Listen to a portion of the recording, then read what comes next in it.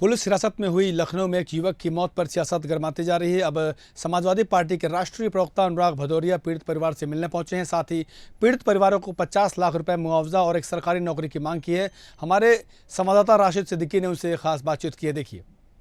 विकास नगर में जिस तरह से पुलिस की बर्बरता की पिटाई के चलते जो परिजनों ने आरोप लगाया, उसको लेकर जिस तरह से राजनीतिक पार्टियां निकल के आई हैं उस पीड़ित परिवार को इंसाफ दिलाने के लिए, इस वक्त हमारे साथ समाजवादी पार्टी के राष्ट्रीय प्रवक्ता अनुराग भदौरिया जी हैं, क्योंकि वो भी पीड़ित परिवार को कहीं ना कहीं सद्भावना देने आया और लगातार उस पीड़ित परिवार के साथ खड़े रहने की बात किया है। सर, लगातार पीड़ित परिवार को अब जिस तरह से जो न्याय की मांग उठ रही है, लगातार समाजवादी की तरफ से भी आप आए हैं, तो क्या किस तरह से मदद कीजिए, लगातार आप परिवार साथ रहेंगे? देखिए, हम 2 दिन से परिवार के साथ हैं, लगातार हम लोग उनके टच में हैं।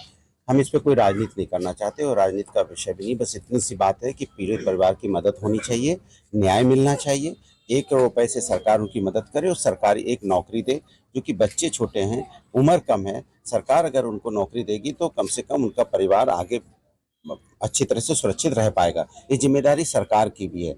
हम सरकार से मांग करते हैं सरकार उनकी फाइनेंशियल के साथ साथ सरकारी नौकरी भी दे। कहीं ना कहीं जो मुख्यमंत्री का जो नारा है, कटोगे या बटोगे, तो उस नारा के हैसियत से अभी तक तो सरकार का कोई नुमाइंदा यहाँ आया ही नहीं। मैं वही कह रहा हूँ कि अब सरकार को जिम्मेदारी निभानी चाहिए। विपक्ष के नाते, पीड़ित परिवार के नाते हम पूरी जिम्मेदारी निभा रहे हैं और हम मांग कर रहे हैं सरकार से कि सरकार फाइनेंशियल के साथ साथ सरकारी नौकरी भी दे, क्योंकि छोटे बच्चे हैं, उम्र कम है। अब ये वक्त राजनीति करने का नहीं है, ये वक्त है सरकार के विपक्ष मांग करता है कि सरकार न्याय करे। देखिए, बिल्कुल कहीं ना कहीं से जी अनुराग भदौरिया थे, इनका भी साफ तौर पर कहना, पीड़ित परिवार के साथ समाजवादी पार्टी पीडीएफ पार्टी लगातार खड़ी है और सरकार से यही मांग करेगी कि पीड़ित परिवार को जो मुआवजे की राशि वो दी जाए, साथ ही पीड़ित परिवार में किसी एक को नौकरी दी जाए। लखनऊ से इंडिया अहेड के लिए राशिद सिद्दीकी। तो लगातार इस पर सियासत गरमाई हुई है। हमारे साथ हमारे लखनऊ संवाददाता राशिद सिद्दीकी जुड़े हुए हैं। राशिद, एक युवक की मौत होती है और उस पर लगातार सियासत जारी है, नेताओं का आना जारी है, लेकिन जो सरकार है वहाँ के कोई नुमाइंदा पीड़ित परिवार तक पहुँचा नहीं है। क्या कुछ कहेंगे और क्या कुछ सियासत देखने को मिल रही है? देखिए, बिल्कुल अनंत, क्योंकि देखिए कहीं ना कहीं जो घटना बड़ी निंदनीय है। कहीं ना कहीं जिस तरह से दलित परिवार लगातार जो सरकार है और लखनऊ पुलिस के ऊपर जो आरोप लगा रहा है कि पुलिस की पिटाई से जो युवक की हत्या हुई है, तो इसको लेकर देखिए राजनीति की अगर हम बात करें लगातार, क्योंकि जाहिर बात है राजधानी लखनऊ की घटना है, तो ऐसे में राजनीति भी तेज हो गई है। जिस तरह से सुबह की हम बात करें, चंद्रशेखर रावल रहे हों, चाहे वो समाजवादी पार्टी के प्रवक्ता अनुराग भदौरिया रहे हों, चाहे सांसद जो मलियाबाद सीट के हैं समाजवादी पार्टी के आर.के. चौधरी, सभी राजनीतिक दलों का जो है आवागमन है वो पीड़ित परिवार के यहाँ से लगातार आ जा रहा है। लेकिन अभी तक हालांकि सबसे बड़ा देखने वाली बात है कि सरकार का मुख्यमंत्री की कार्यालय यही मुख्यमंत्री आवास से ही, अभी तक सरकार की तरफ से कोई भी अभी ऐसा कोई आश्वासन अभी जो है पीड़ित परिवार को मिलता हुआ दिख नहीं रहा है। हालांकि पीड़ित परिवार लगातार इंसाफ की बात कर रहा है, विपक्ष लगातार सरकार से अनुरोध कर रहे हैं कि पीड़ित परिवार के साथ इंसाफ किया जाए। चंद्रशेखर रावल ने तो तमाम सरकार के ऊपर आरोप लगा दिए। उन्होंने पूर्व में विवेक तिवारी हत्याकांड की घटना को याद दिलाया कि विवेक तिवारी हत्याकांड में जिस तरह से पुलिस वालों की वजह से विवेक की हत्या हो जाती है, उसके बाद जो मुआवजे की राशि 50 लाख रुपए वो मिलता है, सरकारी नौकरी मिलती है, सरकारी बंगला मिलता है। तो कहीं ना कहीं देखिए दलित के साथ जो है इंसाफ नहीं हो रहा है। ऐसे तमाम जो है आरोप वो कहीं ना कहीं सरकार के ऊपर लग रहे हैं। लेकिन अभी सरकार की तरफ से देखिए कहीं न कहीं किसी प्रकार की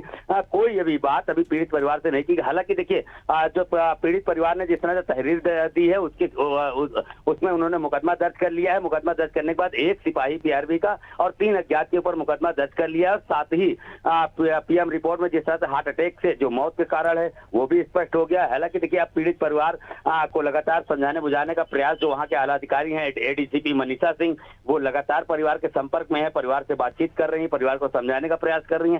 तो अब कहीं ना कहीं से परिवार को समझाकर वहां से उनकी मर्सिडीज से डेड बॉडी लाने का प्रयास किया जा रहा है। उसके बाद देखते हैं कि अब सरकार किस तरह से इस पर कार्रवाई करती है, किस तरह से राशिद, इसमें सिर्फ मतलब कुल मिलाकर इसमें सियासत देखने को मिले। जरा मैं चाहूंगा कि आप हमारे दर्शकों को पूरा तफसील से बताइए कि पूरा मामला क्या था, कैसे एक युवक की पुलिस कस्टडी मौत हुई थी। जरा तफसील से इस पूरे मामले को बताइएगा।